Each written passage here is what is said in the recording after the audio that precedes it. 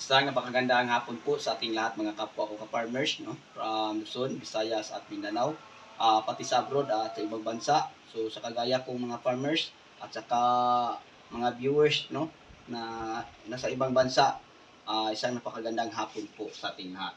Okay, so ngayong hapon guys, nais ko lang pong ibahagi, no, sa inyo ang aking kunting kaalaman tungkol po sa fertilizer guide sa ampalaya.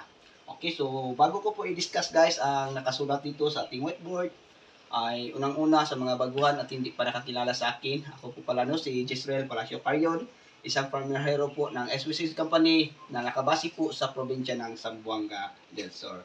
Okay guys, sa mga baguhan at mahilig sa mga ganitong usapin, okay, bago ko po ito i-discuss guys, ay ako po ay hingi naman ng isang favor sa inyo. Huwag naman nyo kalimutan, no, mag-like and share at saka mag-subscribe sa aking YouTube channel at i-click po ninyo ang notification bell para updated po kayo sa mga next video na i-upload ko. Okay? So, ngayong hapon guys ay nais ko lang pong ibahagi sa inyo ang aking practice, no, sa fertilizer guide sa ampalaya. Okay, so yung idea na to guys ay matagal ko na po itong practice kasi nasa almost 33 years na po tayo sa pagtatanim ng mga gulay. Okay, so simula noon hanggang ngayon, yung idea na to ay yun po ang kadalasan kong practice sa mga ibang klase na mga pananim ko. Okay, so ngayon guys, umpisahan na po natin ang lahat na nakasulat dito sa ating whiteboard. Fertilizer guide sa ampalaya. Okay, so dito guys, makikita natin, no, ang first application, second application, third, fourth, hanggang sa fifth. Okay, so sa nagtatanong sa akin guys, ito na po no ang request video na ipapagawa nyo sa akin. So ito po guys, kasi meron tayong dalawang idea, no, sa pag-apply ng fertilizer sa ating ampalaya. Okay, so sa akin guys, okay, 3 days after transplant, pwede na ako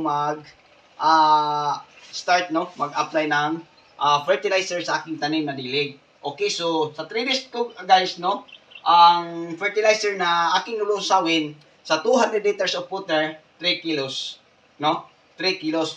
Isang drum na siya guys, no, isang drum na siya mga kapwa ko ka-farmers. So ang ilalagay natin ay 3 kilos sa 3 days after transplant natin na ampalaya.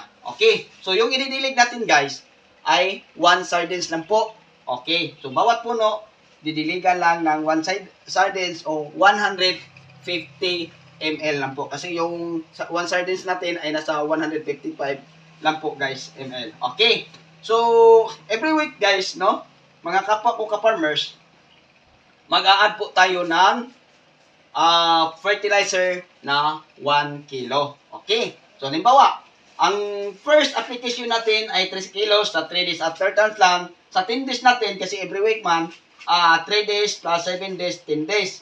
Okay, sa second application natin guys, lagyan natin ng 4 kilos. Then manatiling 1 sardines lang po ang ididilig natin. Okay, so kung may sapat na supply ng tubig guys, no, pwede ninyo itigil ang fertilizer. Manatili lang kayong 3 kilos, tapos yung ididilig nyo ay pwede nyo lagyan ng 1 cup, no, ang isang 1 cup gab sa 350 ml. So depende, no, kasi yung cup iba-iba ay nasa 420. So pwede guys, kung maraming o sapat na tubig, lalo na kung malapit na kayo sa irrigation or sapa, so mas maganda guys, ang itaas niyo ay yung tubig na ididilig nyo bawat puno. Okay, so sa third application natin guys, no, yung this ating ampalaya ay 17 days. Okay, kung manatiling lang tag 1 sardines, 5 kilos lang ang ating ilalagay. Okay, so ibig sabihin, manatiling lang ang ididilig natin na 1 sardines, tapos ang fertilizer natin guys ay every week mag-a-add tayo ng 1 kilo. Okay, bakit? Kasi po guys, habang lumalaki po ang ating tanim, mas maganda tataasan natin guys ang ating fertilizer. Kung ano naman guys, sapat naman ang supply ng tubig, pwede lang kayo sa first application, second, third, ang tataasan nyo guys yung dilig nyo lang. Halimbawa, 3 kilos sa isang drum. Okay, so pangalawa guys, yung 3 kilos lang sa pangalawang application hanggang sa third application, 3 kilos. Then ang ididilig nyo, halimbawa, nagdidilig tayo ng mga sardines, pwede sa second application to sardines kung sapat ang supply ng tubig, may irrigation o sapa. Then sa third, pwede 3 sardinas. Pwede din guys, no? Okay. So yun lang po guys ang simpleng idea o paraan na ibabahagi ko sa inyo tungkol po sa fertilizer guide sa pagtatanim po natin ng ampalaya. Okay, so sa first day, sa first application hanggang sa second and third, ang tanong, ano po ang mga fertilizer na pwede nating ididilig? Okay, so ito guys, no? Okay, Yara Triple 16 na may halong Wokosin granule. Okay, bakit Yara Triple 16? Ano bang meron sa Yara Triple 16? Ang Yara Triple 16 guys, available din ang mga major elements kagaya ng nitrogen, phosphorus at saka potassium at saka may kunting mga secondary nutrients. Then sa ating Wokosin granule, ang mga benepisyo na makukuha po sa ating tanim, unang-una, ay yung lupa guys, no, ay neutralized. Then yung ugat po ng ating ampalaya pahabain at saka padamihin. Yun po ang benepisyo na makukuha po sa ating Wokosin granule. Okay. Ang tanong guys, kung walang Yara Triple 16, ano ba ang ibang ipagpalit natin dyan? Okay, pwede naman ang mga Triple 14, mapilpos, maatlas, ma-harvester, ma-planters, o kahit anong uri ng mga Triple 14 guys, pwede din natin siyang ipagpalit sa ating Yara Triple 16 kung walang available sa iyong lugar. Okay, then yung Wokosin granule, pwede naman guys, kung wala ay Dufus. Okay, kung walang Dufus, pwede naman ang Mega Multiplant Vitamin, no? Okay, na 40% ang nitrogen, 40% ang phosphorus, at saka 40% ang potassium. Yung sa Bio Agromega Plus na Mega Multiplant Vitamin guys, no? Pwede din siya kung walang Wokosin granule. Okay, so alam ko guys na kahit handa ako o sulok man ang ating mundo, from Luzon, Visayas at Mindanao, available na ang Wokosin granule kasi multi company po siya. At saka kung wala, Dufus pwede naman, at saka yung Mega pwede naman guys. Okay. So, yun lang po guys, no? Ang first, second, third application natin. Okay, hanggang 17 days old lang po.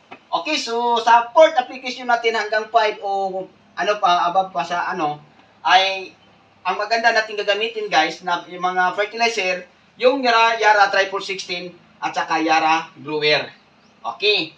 Bakit? Ano ba ang mayroon guys sa Yara Grower? Ang Yara Grower guys ay pagsabayin din, no? Palakasin ang resistensya ng ating tanim. So, yung tinatawag nating principal na ano guys, o yung pinaka dulo o puno niya, pinaka-center niya guys, at saka yung mga sanga niya guys ay magkasabay din silang lumaki. So, kung tingnan natin guys ang mga talbos niya, pag mag-apply tayo ng Yara Grower ay same lang po sila, no? So, hindi natin, kung nandyan na po sila sa itaas, hindi natin alam kung saan ang pinakalintungan ay sa gumagapang na mga ampalaya natin sa itaas. Kung tingnan natin ang kanilang talbos kasi magkasing laki lang po sila guys. Okay, so kung walang Yara Grower guys, ano ba ang maganda natin ipapalit dito? Yung 1846. Okay, kahit anong uri na mga 1846 guys, no? Sinabi ko kanina, ma-Philpos man, ma-Atlas man, ma-Harvester, ma-Planters, kahit anong uring 1846, maganda din siyang ihalo natin sa ating Yara Triple 16. Okay, so mas maganda guys kasi yung 24 days ay marami na po siyang maliliit na sanga galing sa ilalim. So mas maganda na apply natin ng 1846, yung phosphorus, para mabilis lang po silang lumaki, gumapang, no? At gumapal guys. So yung mga fertilizer guys na to, kung masundan nyo nang guys, so ibig sabihin madali lang pong umusbong o ano bang term yun guys nung kumapal. Matalong man, kamatis man yung tanim. So maganda din guys ang 1846 iharap natin sa Yara Triple 16. Okay? So yun lang po guys, no? So balik tayo guys sa ating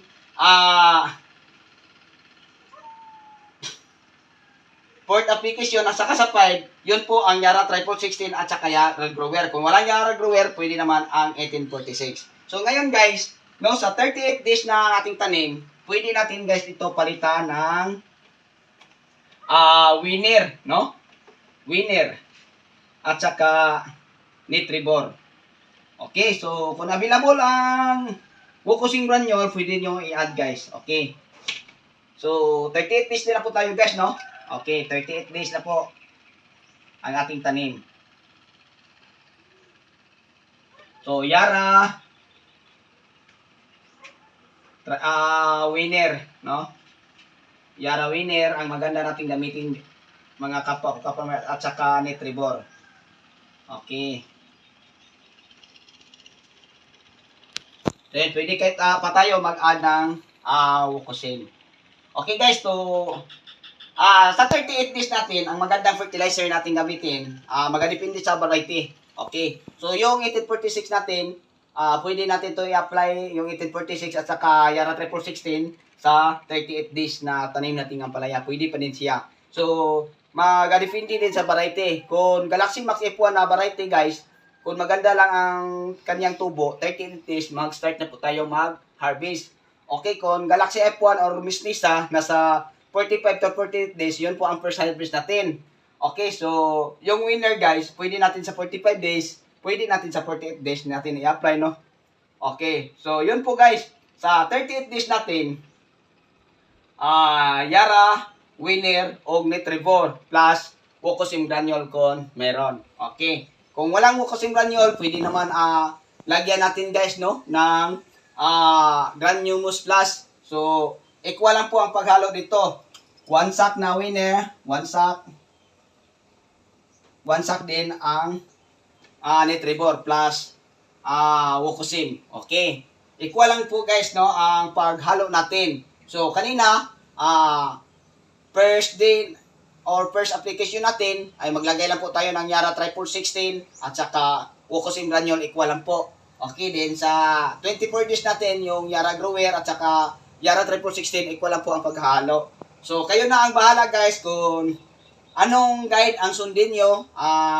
Fertilizer ba ang itaas nyo or yung tubig na inidiling nyo bawat puno. So, kayo na ang mamimili. So, sabi ko kanina, kung sapat lang ang supply ng tubig, may irrigation o sapa ba na pagkunan nyo pang dilig, mas maganda guys na ang itaas nyo ay ang tubig. Okay.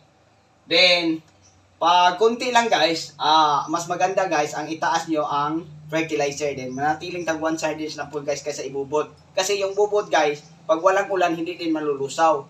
Okay, so may nagtanong sa akin guys, sa first application ko, halimbawa ito po ang puno, pwede ba i-direct sa puno ang pagdidilig? Pwede din.